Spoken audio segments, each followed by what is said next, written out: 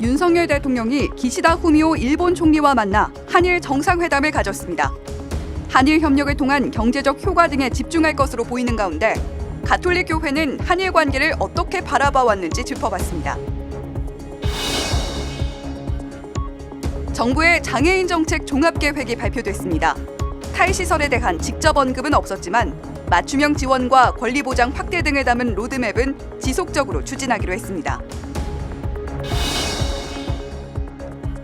한국 주교단이 프란치스코 교황 선출 10주년 기념 감사 미사를 봉헌했습니다. 이용훈 주교는 교황의 신앙적 가르침과 인류의 평화를 위해 연대하고 실천할 것을 강조했습니다.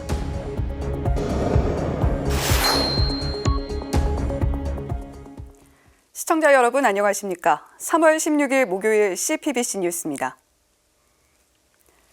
윤석열 대통령이 일본을 방문해 기시다 후미오 일본 총리와 정상회담을 했습니다. 대통령의 방일은 4년 만인데요. 가톨릭 교회는 한일 관계를 어떻게 바라보고 있을까요? 맹현균 기자가 보도합니다. 윤석열 대통령의 방일은 정부의 강제징용 해법이 나온 직후 급물살을 탔습니다. 과거사를 바라보는 가톨릭 교회의 시각, 과거 입장이나 담화를 통해 확인할 수 있습니다. 2016년 1월 당시 주교회의 정의평화위원장 유흥식 주교는 평화는 정의의 결과입니다 라는 제목의 입장문을 냈습니다. 당시는 한일 위안부 합의 논란이 있을 때입니다. 유추기경은 당시 한일 위안부 합의문은 인권을 경제와 외교 논리로 환치했다고 비판했습니다. 그러면서 일본 제국주의가 저지른 범죄의 인정 없이는 새로운 정의를 말할 수 없다고 강조했습니다. 과거사 문제의 접근은 인간의 존엄성을 바탕으로 이뤄져야 한다는 지적입니다. 가톨릭 교회는 일부 정부 조치에 우려를 표명하면서도 한일 교류는 적극적으로 이어갔습니다. 먼저 고위성직자가 만나는 한일 주교 교류 모임이 있습니다. 1996년부터 지난해까지 25번 개최됐습니다. 양국의 정치 상황과는 별개로 2018년까지 매년 진행되다 코로나19 여파로 지난해 4년 만에 다시 열렸습니다. 역사 교과서 문제부터 사제 파견까지 한일 양국의 문제를 폭넓게 다뤘습니다. 그동안 이 모임을 통해 양국의 주교님들이 신앙 안에서 역사적인 과거의 아픔을 치유하고 양국의 복음화 과제를 나누며 시노달리타스 정신을 향해 나아가고 있다고 생각합니다. 교류에 힘입어 2019년 일본 가톨릭 교회는 강제징용 문제에 대해 한국 대법원 판결에 대한 일본 정부의 대응은 적절하지 않다는 입장을 내기도 했습니다. 윤 대통령이 강조하는 미래 세대의 교류, 가톨릭 교회는 이미 진행하고 있습니다. 하느님 자비 복음의 종 선교회는 2018년부터 한일 청년 교류 모임을 진행해왔습니다. 선교회뿐 아니라 각종 교회 관련 단체가 청년 교류 모임을 추진하고 있습니다. 단순히 서로 만나는 것을 넘어 역사 현장을 마주한다는 것이 특징입니다. 일본 청년들은 서대문 형무소에서 벌어진 만행을 목격하고 한국의 청년들은 나가사키 원자폭탄 피해를 마주합니다. 과거사를 있는 그대로 바라보면서 미래 평화와 공존을 모색합니다. 윤석열 정부는 한일 관계 개선에 상당히 공을 들이고 있습니다. 한일 관계 개선은 분명 필요합니다. 다만 정치적 상황에 휘둘리지 않는 미래지향적 해법이 필요합니다. 양국 국민의 이해와 지지가 한일 관계 개선의 첫걸음이 돼야 할 것으로 보입니다. CPBC 맹현균입니다. 정부의 6번째 장애인 정책 종합계획이 최근 발표됐습니다. 더욱 두터운 지원, 맞춤형 지원, 그리고 권리 보장 확대를 주요 방향으로 내세웠는데요. 한국 천주교회 관심사안인 탈시설이라는 단어는 빠졌지만 탈시설 로드맵은 계속해서 추진될 것으로 보입니다. 장애인 정책 계획 주요 내용을 김형준 기자가 짚어봤습니다. 올해부터 2027년까지 5년간 정부가 그려갈 장애인 정책의 청사진이 발표됐습니다. 이달 초 새 정부 출범 이후 처음으로 개최된 장애인 정책조정위원회에서 제6차 장애인 정책 종합계획이 심의 확정됐습니다. 장애인 정책 종합계획은 법률에 따라 5년마다 수립하는 범정부적 종합계획입니다. 정부는 더욱 두터운 지원과 맞춤형 지원, 그리고 권리 보장 확대를 내세웠습니다. 이런 방향에 따라 9개 분야의 30대 중점 과제, 74개의 세부 추진 과제가 제시됐습니다. 장애 노인 비율의 확대, 1인 가구의 증가, 발달 장애 인구의 증가, 국제 장애인 정책 패러다임 변화 등의 정책 환경에도 직면하고 있습니다. 이러한 여건 분석 및 환경 변화를 바탕으로 현 정부의 국정 철학을 담아 중장기 정책 방향을 설정하였습니다. 가장 관심을 모은 정책은 장애인 개인 예산제입니다. 장애인 당사자가 필요하거나 원하는 서비스를 선택해 받을 수 있도록 하겠다는 겁니다. 장애인 개인 예산제는 올해 연구를 거쳐 2026년부터 운영될 예정입니다. 이외에도 최중증 장애인에 대한 통합돌봄 서비스와 장애인 보건의료 체계 강화, 고용지원 확대, 문화예술 및 이동권 보장 강화 등의 내용이 담겼습니다. 한편 이번 계획에서 탈시설에 대한 직접적인 언급은 이루어지지 않았습니다. 다만 시설거주 장애인의 주거 자기결정권 강화와 자립을 위해 로드맵을 보완해 2025년 본사업을 추진하겠다고 밝혔습니다. 일부 장애인 단체에서 탈시설 언급이 삭제됐다는 규탄이 일자 정부는 기존 로드맵에서 벗어난 부분은 없다고 해명했습니다. 2020년에 민관 협의체가 구성이 돼서 논의를 했고요. 탈시설 로드맵이 발표가 됐습니다. 그 로드맵에 따라서 지금 시범 사업이 실시 중에 있고요. 크게 지금 기존에 마련된 이런 탈시설 로드맵과 벗어난 부분이 없습니다. 복지부는 국회에 상정돼 있는 시설장애인 자립 관련 법안에 정부가 적극 참여하겠다는 뜻도 내비쳤습니다. 한국천주교회는 2021년 탈시설 로드맵이 처음 발표된 이후 장애의 다양성을 고려하지 않은 일괄적인 로드맵에 반대 입장을 표한 바 있습니다. 중증 발달장애인, 최중증 장애인 당사자와 가족의 어려운 현실을 충분히 고려하지 않은 획일적이고 강제적인 정책이라고 판단합니다.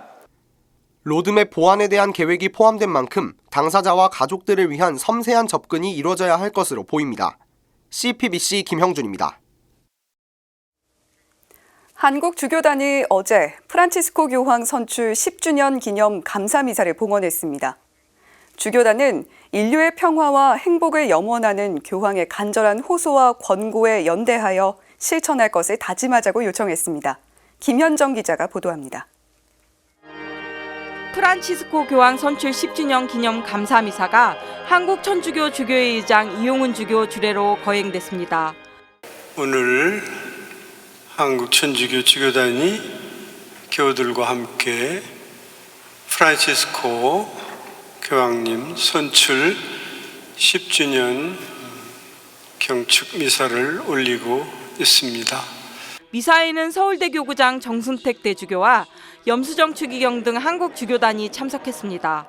특별히 교황청 평신도 가정생명부 장관 케빈 패럴 추기경도 함께했습니다.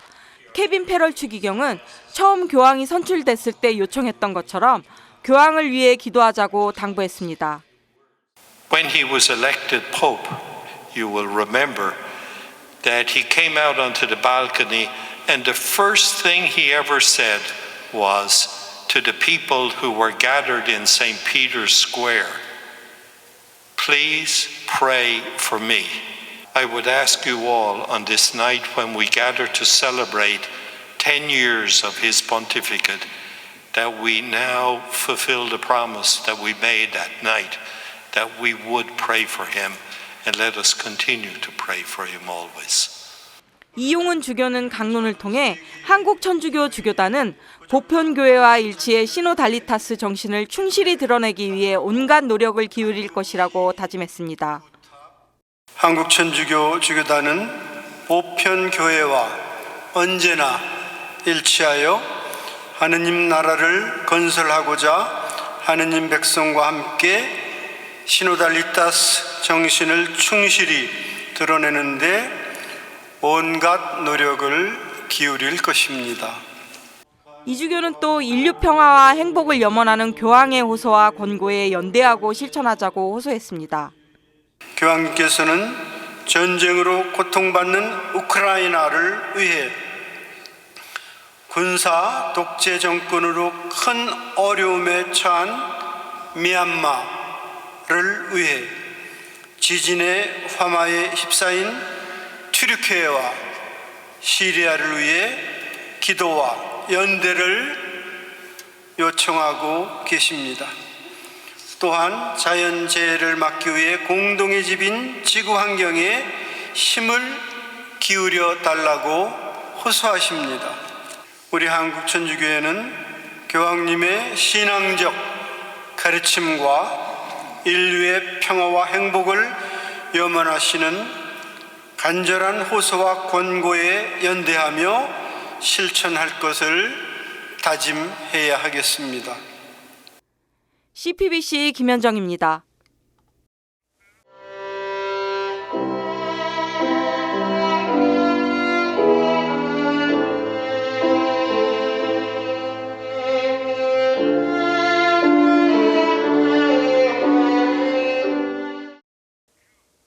사순식이 신앙인이라면 누구나 한 번쯤 자신의 영성 생활을 돌아보게 되는데요. 때론 막연하고 낯설게 느껴지기도 하는 영성 생활. 어떻게 사는 게 영성적인 삶인지, 영성가가 된다는 건 어떤 의미인지 사순기획 그 두 번째 이야기를 윤재선 기자가 전해드립니다. 첫 번째로 교회의 영성적인 삶을 깊혀가는 데 힘을 모으겠습니다. 영성은 우리를 치유해주고 해방시키며 생명과 평화로 가득 채워주면서 그리스도인에게 영성이란 하느님 사랑에 대해 자신만이 드리는 고유한 사랑의 방식이자 표현입니다. 세례를 통해 하느님과 인격적 관계를 맺은 신앙인들은 각자가 지닌 고유한 사랑의 색깔을 곱게 만들어갈 필요가 있습니다. 그리스도인은 하느님과의 인격적인 만남을 깊혀가는 데에서 참 행복과 힘을 길어낼 수 있습니다. 초대 교회부터 수많은 영성가들은 영원한 진리이신 하느님을 바라보는 것이야말로 최고의 행복이라 여겨왔습니다. 하느님을 본다는 건 육체의 눈이 아닌 지성으로 하느님의 본질을 깨닫는 걸 의미합니다.